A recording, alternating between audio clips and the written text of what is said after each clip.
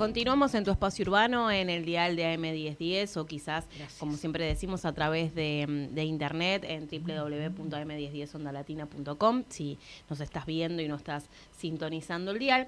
Pero vamos a seguir con tema elecciones, obviamente hasta el 18 de mayo aquí en la ciudad es el tema obligado y obviamente tenemos que conocer mucho. Vamos a hablar con una candidata que, bueno, sabe, bueno, legisladora nacional, pero que no pudo asistir por un tema personal de salud, que ahora nos va a comentar al debate, pero es una candidata importante para la ciudad de Buenos Aires. Vanina Biasi en línea. ¿Cómo le va? Hola, ¿qué tal? Buenas tardes, ¿cómo están? Bueno, sabemos que estás con temas de salud, con estudios, así que gracias por este tiempo que nos das. Tal cual. Y bueno, tú No, misma... gracias a ustedes. Y bueno, ha ido Lucas Bonfante, ¿no? Que lo estuvimos hablando con Obvio, y él. que defendió excelentemente la posición del Frente de Izquierda en el debate, totalmente. Vos como, bueno, seguramente a Lucas lo has visto bien, pero decime qué te pareció, qué impresión te llevas, bueno, o este espacio también para ver qué te quedó pendiente de, bueno, además demasiado grande ese debate, ¿no? 17 candidatos, que creo que fue la primera vez que hubo tantos, ¿no? Más de 5 yo no recuerdo en ninguna elección, así de debate planteado. Es verdad. Es debate obligatorio no sé qué pensás, si no tendría que haber una nueva oportunidad, una separación, un sorteo. ¿Qué pensás de este modo Y superandi? bueno, creo que no han razonado, no han pensado en que justamente la eliminación de la PASO, el hecho de que la elección en sí mismo, digamos, esté colocada, digamos, en una atomización tan grande, lo que ha hecho es que el debate mismo tendría que haber sido pensado un poco más para que efectivamente se pudiera dar un mínimo debate, vamos a decir así, porque la verdad que lo que vimos el otro día no tenía ese carácter, vamos a decir, era la exposición personal de ciertos candidatos y bueno, algunos entredichos que con picardía se pueden arrancar, pero la verdad que poder escuchar exactamente las posiciones y los programas, bueno, no es posible bajo este formato. Tendrían que haber revisado un poquito. Utilizaron el mismo formato para cuando hay menos candidatos, lo utilizaron para esta cantidad de candidatos y creo que eso en un punto hizo que se volviera más también un poco irrelevante, digamos, el debate en sí mismo, en el sentido de que, bueno, si no se puede exponer claramente posiciones, se hace difícil. Al mismo tiempo, creo que hay un problema que no se soluciona con una cuestión de forma del debate, que es que son de los 17 candidatos, bueno, la mayoría de ellos no están dispuestos a mostrar sus cartas, sino que van a un debate a ocultar la verdad, la realidad, su protagonismo, lo que ellos hicieron gobernando, etcétera, y eso obviamente también que es otra historia que no tiene que ver con la dinámica del debate en sí mismo, ¿no?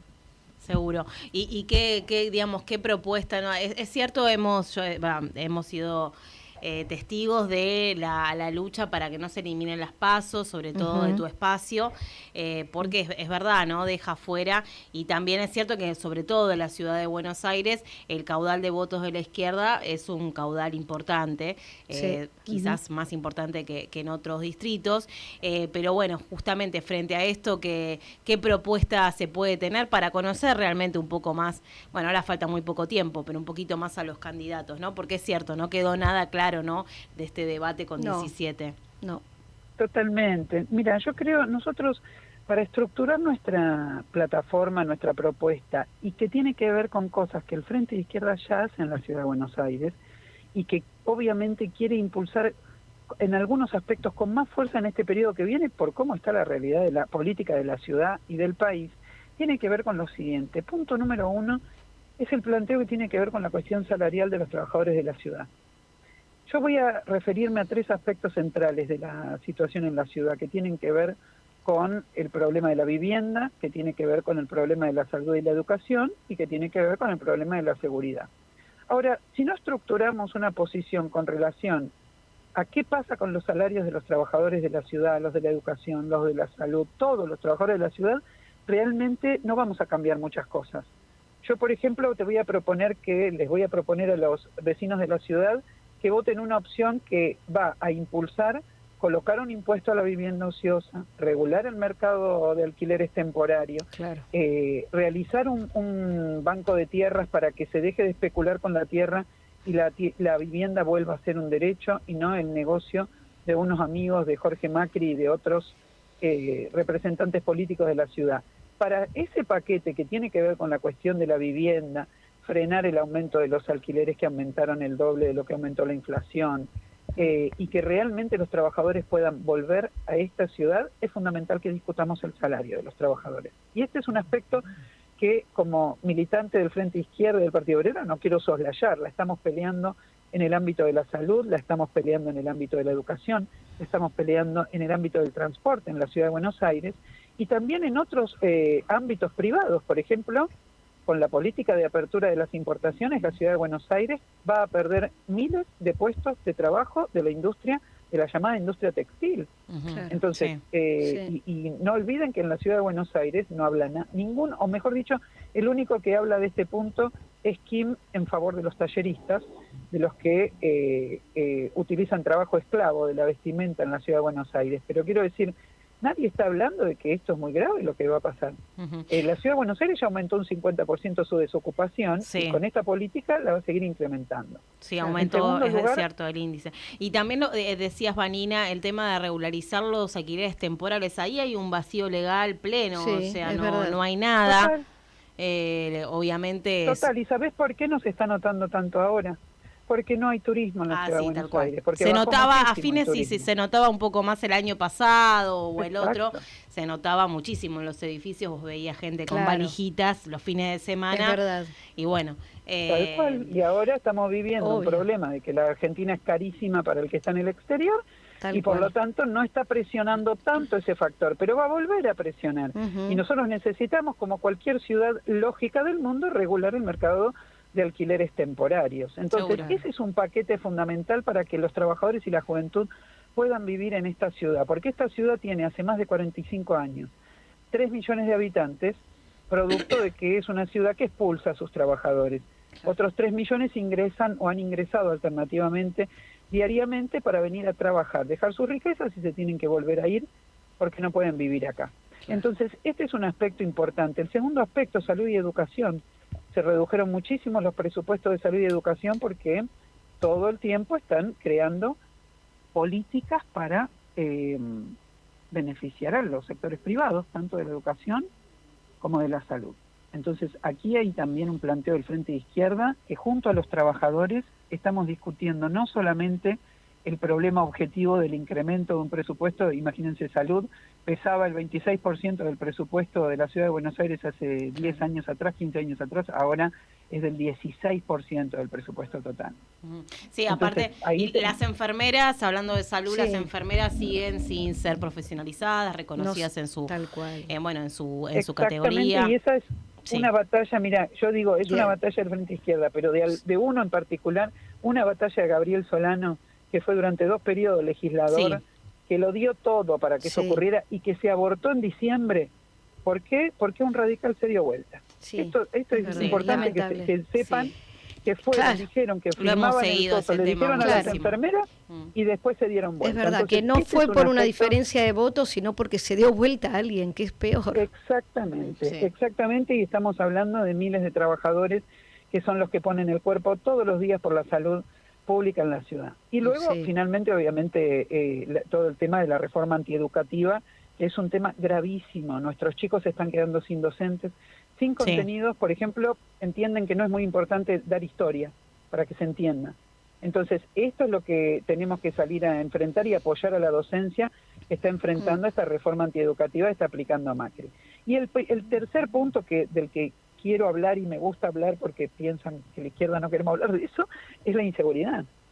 Es la inseguridad. Tenemos la policía más grande de América Latina en proporción a la población de la ciudad, y es una policía absolutamente corrompida, atravesada por decenas de delitos cotidianamente que se les adjudican, desde asesinar a un chico como Lucas González por tener gorrita y ser un pibe de barrio, hasta regentear negocios como el que opera, por ejemplo, en la zona de Flores Norte, donde le permiten a los empresarios textiles agarrar cualquier casona de Flores Norte, convertirla en un depósito de telas cuando no está permitido por código urbanístico ahí, y hacer lo que quieran. Todo eso lo hacen coimeando a las comisarías de la zona.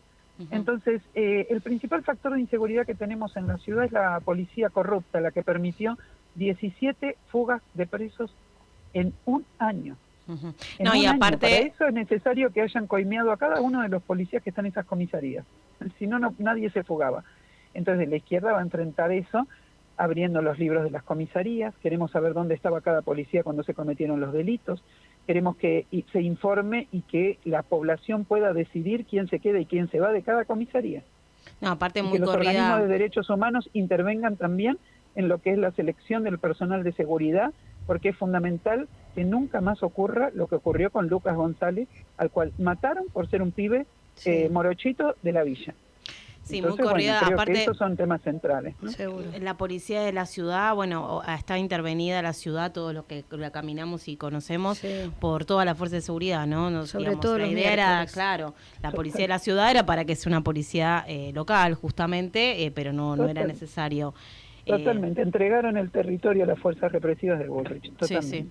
Sí. Vanina, quiero preguntarte porque, bueno, ha sido noticia y vos lo sabés, porque a tus declaraciones sobre, bueno, antisionismo no es antisemitismo, has dicho, ¿no?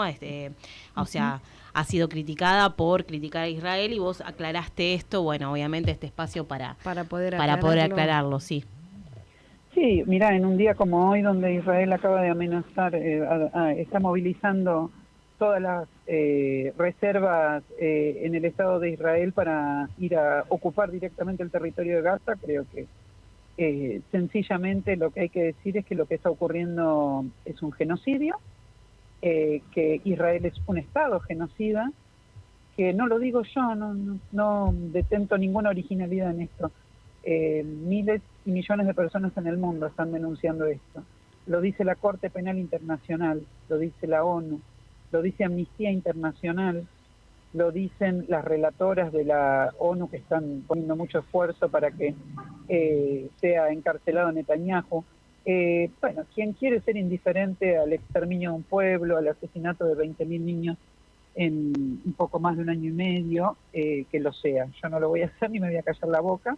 Y bueno, voy a sostener eso y veo cómo cierto sector de poder en la ciudad de Buenos Aires y en el país, aliados de Milei, aliados de la DAIA, una de las instituciones más nefastas de este país, bueno, tratan de alimentar la persecución, tratando de amedrentar, quieren silenciar la voz de esta denuncia.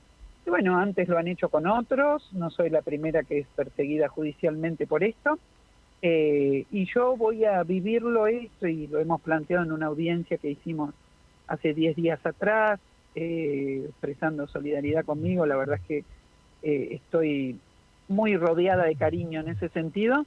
Lo que estoy segura es que, digamos, si en el mundo se deja prosperar un genocidio, bueno, esta humanidad no tiene futuro. Así que no es solamente el genocidio en Gaza, son muchos los actos guerreristas en el mundo que impulsa Estados Unidos, que impulsa Gran Bretaña, y que están mostrando realmente que tenemos que salir a enfrentarlos, porque bueno, este mundo así es la decadencia, la deshumanización, el imperio del racismo, el supremacismo.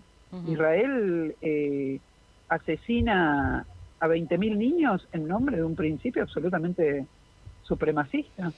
Para ellos, esos niños son animales, así los llaman, y ellos vendrían a ser el humano supremacista que puede decidir sobre la vida de los niños animales palestinos. Este es el lenguaje que usa el poder político en el Estado de Israel. Pueden verlo en cualquier red social. Hoy el ministro del Interior del Estado de Israel está diciendo, está contando en los medios, en realidad fue el día de ayer, está contando en los medios cómo va a ir a tomar el territorio, y sus soldados están festejando, bombardeando Gaza. Ayer estaban festejando sus declaraciones bombardeando Gaza. Bueno, esto es la crueldad, la criminalidad llevada a un extremo que tenemos que repudiar y enfrentar. Y bueno, y los que no quieran enfrentarlos, creo yo que son inmorales y no tienen ninguna altura. En mí por lo menos no provocan ningún tipo de amedrentamiento, porque yo a los inmorales los combato desde hace 30 y pico de años, cuando decidí luchar, organizarme y militar. Así que nada, ni los Novarecio, ni los Spillman, ni O ni sea, los Leder. Vanina, el 3 de mayo fue el Día de Los la operadores Libertad. de la DAIA, no Fue, estoy mencionando. fue el Día de la Libertad de Expresión. ¿Crees que justamente tu libertad de expresión y la de, bueno, es cierto, no sos la única que habla de esto, ¿no? De alto el fuego en la Franja de Gaza y en estos términos está justamente, ¿no? Reconociendo la libertad de expresión.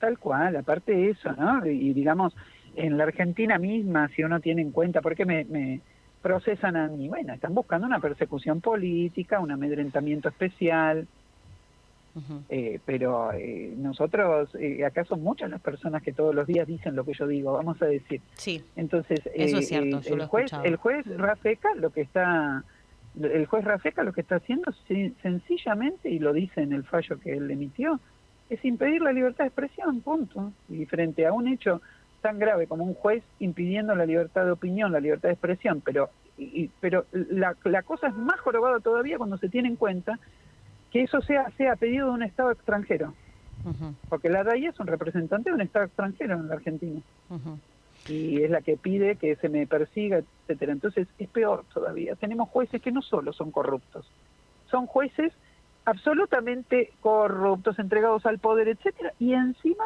que responden a un Estado extranjero. De locos.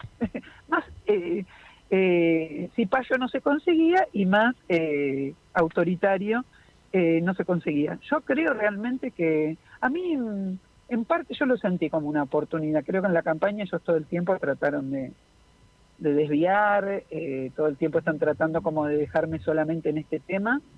Yo soy una persona que tengo opinión sobre muchos temas, pero realmente en un punto también reivindico poder hablar de esto. La provocación la puedo convertir también en una oportunidad de seguir denunciando que hay que estar en contra del genocidio en Palestina, definitivamente. Y en cualquier lado, quiero decir, y que no hay que mirarle.